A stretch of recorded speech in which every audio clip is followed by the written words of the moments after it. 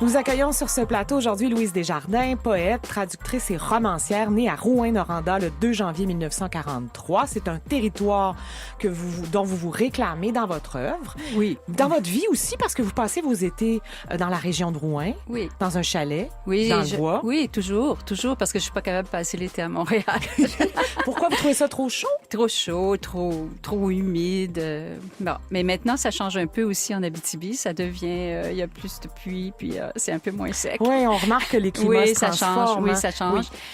Alors, vous êtes née donc, c'est ça, à Rouyn-Noranda, oui. le 2 janvier 43. C'est à l'âge de 37 ans, Louise. Dit-on, hein, je ne sais pas si c'est une légende. Non. En 1981, après une excursion sur l'Himalaya, oui. Vous avez monté l'Himalaya, vous? Oui.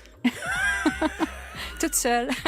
Comment toute seule? Ben, je suis partie toute seule avec un petit groupe de voyageurs. Là, je sais pas, c'est Aventure, le groupe Aventure, ouais. Le Voyage Aventure. On était 5-6 et puis j'ai fait du trekking dans l'Himalaya. Je suis pas montée jusqu'à l'Everest, mais j'ai quand même fait plusieurs jours en trekking. Oui. Est-ce qu'il faut s'entraîner longtemps pour arriver à faire ça? Je m'étais entraînée assez longtemps, mais j'étais jeune à l'époque. 37 ans. Bon, c'est vrai que c'est jeune. Alors, c'est après cette expérience-là que vous avez décidé de publier. C'est-à-dire que c'est ce qu'on raconte. C'est là que j'ai commencé à écrire. Parce qu'avant, j'avais le goût de publier, mais j'écrivais des petites choses que je cachais à droite et à gauche. Et puis, pour moi, être écrivain, c'était quelque chose de complètement étranger. Quand on est à Rouyn-Noranda, adolescent, peu enfant, on pense que les écrivains, c'est des gens qui vivent en Europe, qui sont morts. On n'en voit pas dans la rue. Alors oui. C'est pour ça que je sais pas, je pensais que c'était pour les autres, mais j'adorais l'écriture. J'ai étudié en lettres, j'enseignais la littérature.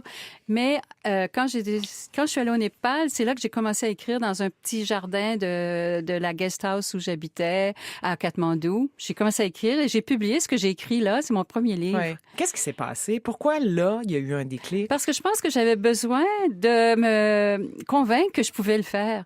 Et ça avait besoin d'une espèce de preuve physique. C'est-à-dire que j'étais capable de faire quelque chose de complètement fou. Oui. Et puis, de vous dépasser, en fait. Oui, c'est ça.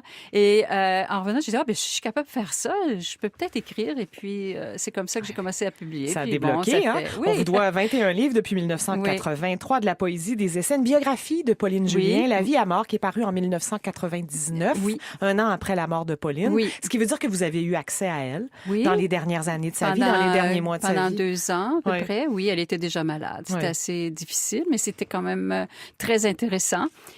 Même si c'était très difficile, je suis pas sûre que je referais une autre biographie dans ma vie. Pourquoi? Parce que c'est une entreprise, peut-être qu'on pourra en parler plus longuement à un moment donné, mais c'est vraiment une entreprise que je trouve un peu dangereuse parce que quand on fait la biographie de quelqu'un, on fait pas seulement la biographie de cette personne-là, on est obligé de parler de son entourage et plein de gens ne sont pas contents ou sont pas contents parce qu'on n'en a pas parlé d'eux ou ils sont pas contents parce qu'on a trop parlé d'eux. Alors c'est un terrain miné. Mouvant. Oui.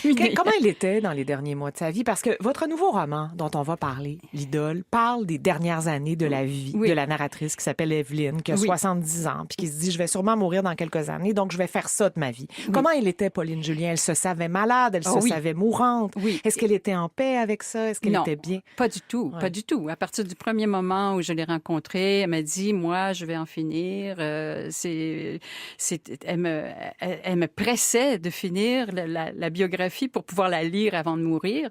Mais moi, je pouvais pas aller plus vite que ça parce que c'était très difficile de l'écouter. Elle avait déjà une aphasie dégénérative. Alors, c'était très, très compliqué. Oui, c'est un personnage qui revient. Pierre-Luc Brisson, vous faites partie de cette génération-là qui s'affirme nationaliste, là, pour qui Pauline Julien a une certaine importance. On la voit être chantée de nouveau dans des spectacles de poésie. Il y a des jeunes artistes qui veulent réciter ses textes ou chanter ses chansons. Comment vous expliquez ça? C'est ce qu'on disait dans la pause. C'est ce qu'elle a incarné avec Godin. C'est ce couple-là. C'est la forme de nationalisme qu'ils ont incarné, ouvert sur le monde, etc.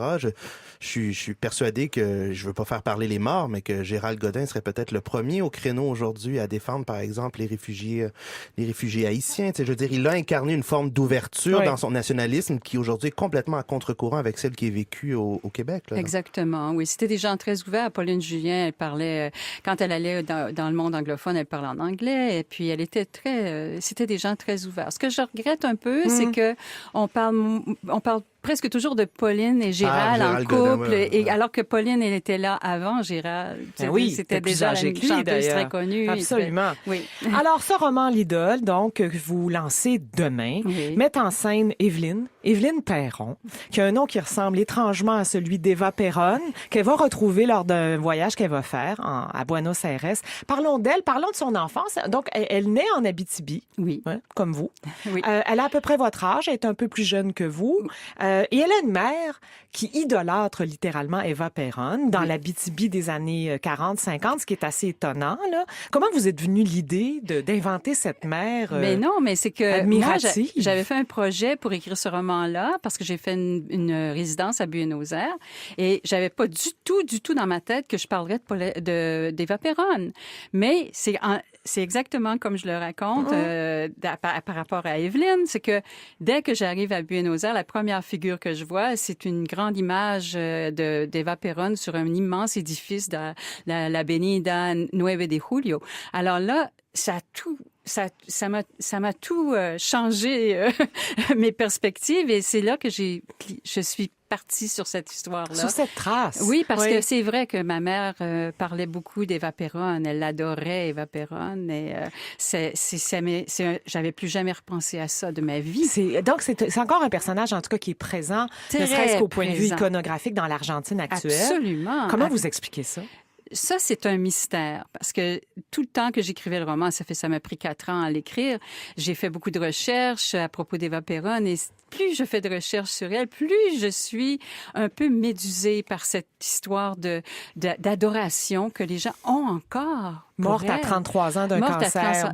Oui, c'est ça. Fulgurant. C'est ça. Femme de président. Oui. C'est un peu la Lady Di des années 40, 50. Absolument. Là, parce qu'elle donnait aux pauvres. Elle était très jolie aussi. C'est ça. Elle donnait aux pauvres. Mais ça perdure parce que je suis allée à Buenos Aires récemment en mois de juin. Puis j'ai entendu encore des gens qui étaient très, très amoureux d'Eva Perron. Il y a même un bar dans Palermo qui s'appelle Perron et les gens chantent à chaque heure des chansons sur Eva Perron. Ouais. Ah oui. Est-ce que c'est pas le même phénomène auquel on assiste, par exemple, avec la mémoire d'un type comme Che Guevara? Je veux dire, voici des personnages qui ont marqué leur époque, qui sont morts dans la force de l'âge, puis le mythe a fait le travail. C'est fou parce que vous avez écrit un roman qui s'appelle Le Fils du Che, où un jeune qui connaît pas ses parents s'imagine le fils du Che aussi. Oui. Pourquoi ça vous intéresse ce genre de traces-là ou ce genre d'angle-là? C'est-à-dire que c'est d'abord mon intérêt pour le monde latino-américain. C'est-à-dire que je connaissais pas beaucoup. Je trouve qu'on n'en parle pas beaucoup des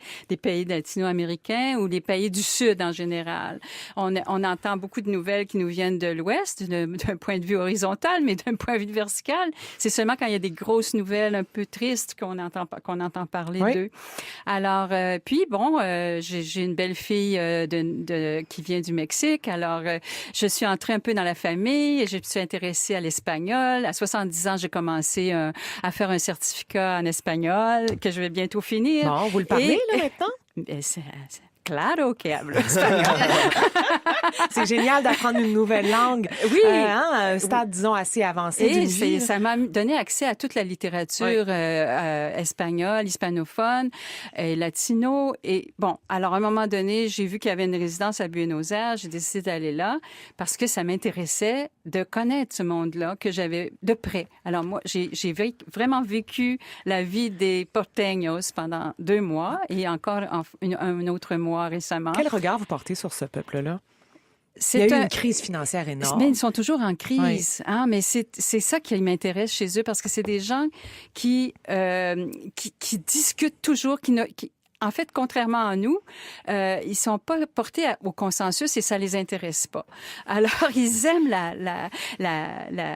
ils aiment discuter à l'infini et ils sont toujours en train de critiquer ce qui est pas là, ce qui est là, ce qui est pas là. Alors, par exemple, présentement, c'est très intéressant à suivre la politique argentine parce que c'est toujours sur la corde raide, hein. Mais en même temps, c'est des gens tellement intelligents, tellement cultivés, cultivé. J'ai trouvé que j'ai toujours eu des rapports très, très cordiaux avec les Argentins.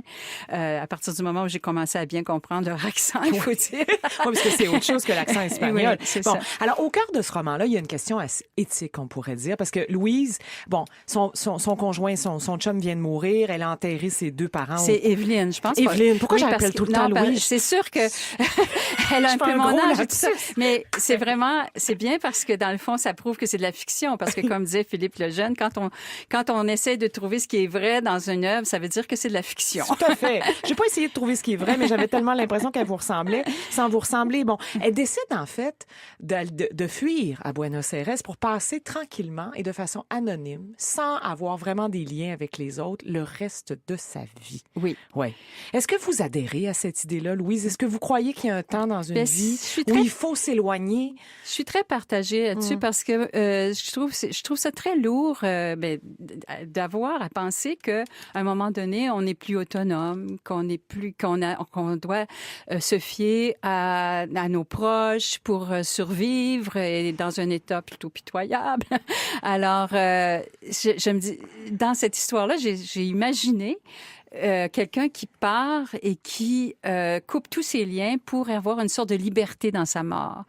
Et ça m'a fascinée. Je suis pas sûre que je suis allée au bout de ça, par contre. Pourquoi vous dites ça? Parce que je pense que même dans la vieillesse, vis-à-vis de la mort, on est toujours vivant.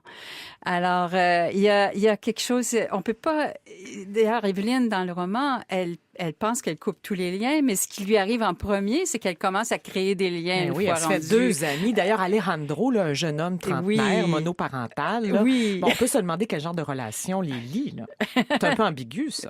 Est-ce que c'est ambigu? C'est ambigu, oui. C'est ambigu. C'est volontairement ambigu? Oui. Oui.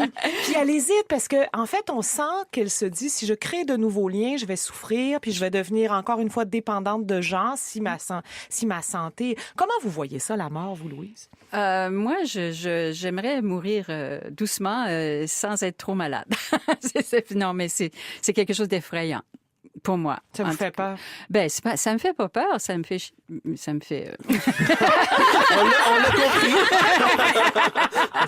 Fait que vous, le concept philosophique qui veut que la vie n'a pas de sens si la mort n'existe pas. Oh non, moi j'aime trop la vie pour ça. Oui, j'aime trop la vie pour ça. Mais bon, c'était pour moi une façon d'évacuer quelque chose aussi de cette espèce d'idolâtrie aussi que les gens ont vis-à-vis des personnes on se demande pourquoi si extraordinaires, alors que dans le fond, elles sont plutôt des gens comme nous aussi. C'est de ramener aussi les idoles au rang des êtres humains, comme le personnage d'Evelyne. Donc, Louise Desjardins, votre nouveau roman, L'Idole, paraît officiellement demain. Il sera lancé à la librairie Porte de Tête à Montréal. Il est paru, évidemment, il paraît chez Boréal. Merci beaucoup d'être avec nous aujourd'hui. Ça m'a fait plaisir.